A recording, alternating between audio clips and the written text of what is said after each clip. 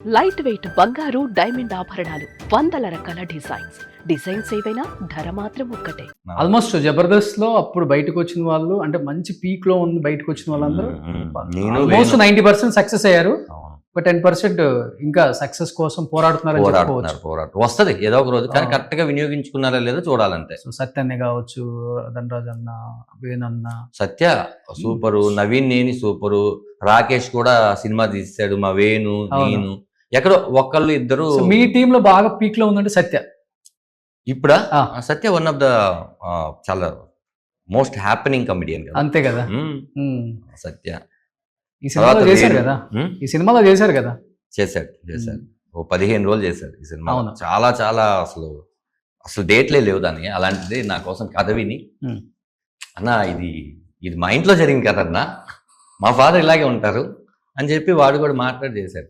అంటే చెప్పంగానే అందరు కనెక్ట్ అయిపోవడం కారణం ఏంటంటే, మనందరూ లైఫ్లో జరిగే ప్రతి ఇన్సిడెంట్ ఈ సినిమాలో ఉంటుంది. అందుకని ఇప్పుడు మిమ్మల్ని ఇన్స్పిరేషన్ గా తీసుకొని నెక్స్ట్ ఒక బ్యాచ్ వచ్చారు, వాళ్ళు కూడా దుమ్మేస్తున్నారు అంతా.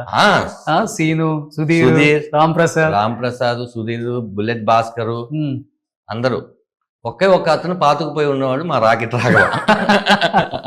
నేను అన్నాను, ఎప్పుడైనా జబర్దస్త్ అయిపోతే దయచేసి అందరి టీం లీడర్ని పిలిచి ఆయనకు మాత్రం సన్మానం చేయాలి. ఎందుకంటే ఒక్క స్కిట్ కూడా చెయ్యకుండా ఉన్న వాళ్ళు చాలా మంది ఉంటారు కదా. ఒక్క స్కిట్ కూడా ఇప్పటివరకు ఆయన చేయకుండా లేరు. 700-800 చేశాడు.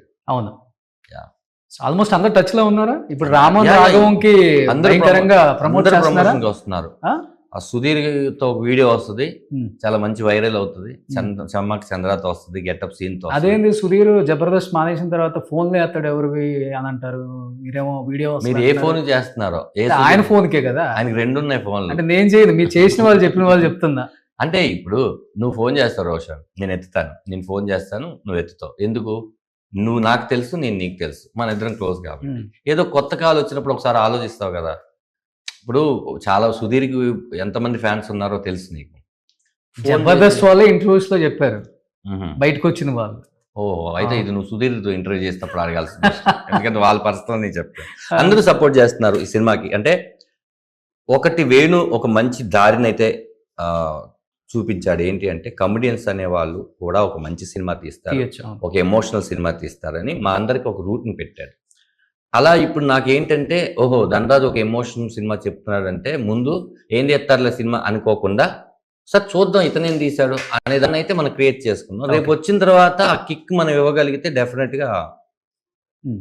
ధనరాజ్ అన్న, మీరందరూ ఎంత పెద్ద స్టేజ్ లో ఉన్నా కానీ ఎప్పుడు జబర్దస్త్ గురించి పాజిటివ్ గానే మాట్లాడతారు. డెఫినెట్లీ. కానీ జబర్దస్త్ ద్వారా పేరు తెచ్చుకొని డబ్బు సంపాదించుకొని బతుకుతున్న వాళ్ళు అదే జబర్దస్త్ ని హీనంగా మాట్లాడిన వాళ్ళు కూడా ఉన్నారు.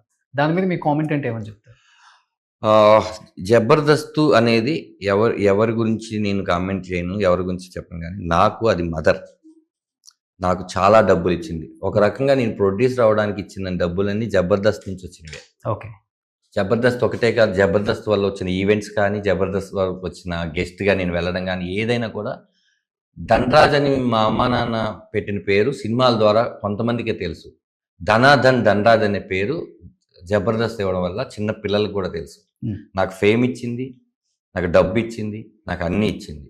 జబర్దస్త్ మానేయడం అనేది మాకున్న బిజీ షెడ్యూల్స్, లేకపోతే మాకున్న షూటింగ్ లో డేట్లు కేటాయించుకోవడాలు ఇలాంటివి తప్ప. కేవలం మానేయడానికి వన్ ఆఫ్ ద రీజన్ ఇదే కదా.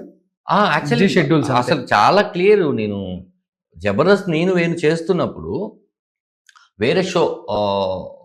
వేరే ఒక షో వాళ్ళు యాంకర్స్ గా అనుకున్నారు వేణుని, ఇంకొకరిని.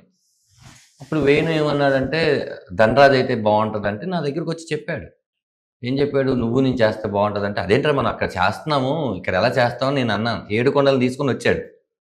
నేను 7 కొండలు గారు ఏమన్నారంటే, చూడండి అది ఆదివారం, అక్కడ మీరు హోస్ట్, ఇది కామెడీగా చేస్తున్నారు, ఇది బుధవారం, కాబట్టి ప్రాబ్లం లేదు కదంటే ఒకసారి చెప్దామన్నా నేను వేణుతో. వేణు అన్నాడు, ఇది రేపే షూటింగ్, ఇది చేసి చెప్పొచ్చు అన్నాడు. సరే చేసేసాను. చేసేసినాక నేను వెళ్ళి కీర్తి గారిని కలిసాను. ఇలా చేసామండి ఇదంటే, ధనరాజ్ ఇప్పుడు ఎక్కడైనా ఒక చోట కనిపిస్తే ఆ ఎక్స్క్లూజివ్నెస్ ఉంటుంది, ఓ పని చేయండి, మీరు అది అయిపోయిన తర్వాత రండి బెటర్ అంది. సరే అది ఒక 13 ఎపిసోడ్లే కదా, అయిపోయినాక రావచ్చు అనుకో. అప్పుడే మానేయమని అర్థం, అంతే కదా. అంటే ఇక్కడ చేయొద్దు అన్నారు అదే, అదే రెండు దాని ఒకటే వల్ల, అక్కడికి వెళ్ళిన తర్వాత అది 25 ఎపిసోడ్ వరకు చేసాం. కానీ అక్కడ మేము గ్రహించలేకపోయిన విషయం ఏంటంటే సడన్గా వదిలేసి వెళ్తే ఒక ఇద్దరు టీం లీడర్లు, మిగతా 4 టీం లీడర్లు ఉన్నారు. ఆ ఇద్దరు టీం లీడర్లు ఎవరు? వాళ్ళు చాలా టెన్షన్ పడిపోయి చిక్కుల్లో పడిపోయి అప్పుడు వేణు దగ్గర చేస్తున్నటువంటి సుధీర్ గెటప్ సీన్ పెట్టి నా దగ్గర చేస్తున్నటువంటి ఆటో రామ్ ప్రసాద్ని ఇటు సైడ్ వేసి అక్కడ మన ఎవరు నవీన్ నేనిని ఇంకా రాకేష్ని వీళ్ళందరినీ కలిపి అట్లా వాళ్ళు టీం సెట్ చేశారు. వాళ్ళు కూడా బాగా చేయడం మొదలెట్టారు. సడన్గా మేము 25 రోజుల తర్వాత వెళ్ళి వాళ్ళు తీసేయండి, వాళ్ళు మా మధ్య కంటెస్టెంట్గా చేయండి, మళ్ళీ మేము టీం లీడర్ అవుతామంటే బాగుంటుందా? సో రకంగా చెప్పాలంటే మీ వల్ల వాళ్ళకి లైఫ్ వచ్చింది. లైఫ్ మనం ఏం లేదు, అది రాసుంది అలా వాళ్ళు రావాలని, అంతే. లైఫ్ ఎవరిస్తారు? ఎవరెవరు కదా. ఆ టైంలో మానేయటం వల్ల వాళ్ళు వచ్చారు కదా. అలా వస్తూ ఇప్పుడు నువ్వు మానేసి ఇంకోళ్ళు రారేంటి? నేను డైరెక్టర్ కాకపోతే ఈ సినిమాకి ఇంకోళ్ళు చేయరేంటి? ఎట్లా చేస్తాం? ఆ కథకి మనమే ఉంటేనే బాగుంటుంది. అది రాసి పెట్టి ఉండాలంటున్నా నేను. మనం అనుకుంటే అయిపోతుంది ఏంటి? అట్లా జరిగింది అంతే తప్ప వేరే ఏమి లేదు మాకు. అలా అయితే నేను మల్లెమాల ప్రొడక్షన్ శ్రీదేవి డ్రామా కంపెనీకి వెళ్ళాను, డీకి గెస్ట్కి వెళ్ళాను. మరి నన్ను రానివ్వకూడదు కదా. ఈ సినిమా ప్రమోషన్స్ కూడా వెళ్ళబోతున్నాం అన్నమాట. అలా ఏం లేదండి. బయట ఒక్కలేదో చేసిన తప్పుకి అందరినీ చేయడం కరెక్ట్. టచ్ లో ఉన్నారు అందరు ఇప్పుడు? నాగబాబు గారు, రోజా గారు, అనసూయ గారు, అందరు లక్ష్మి, అందరు టచ్లో ఉన్నారు. నాకు ఎవరితోనూ ప్రాబ్లం లేదు. ఎవరికైనా నాతో ప్రాబ్లం ఉంటే నాతో మాట్లాడు. ఓకే. సుమన్ టీవీలో మీ పర్సనల్ అండ్ బిజినెస్ ప్రమోషన్స్ కోసం కింది నెంబర్కి కాంటాక్ట్ చేయండి.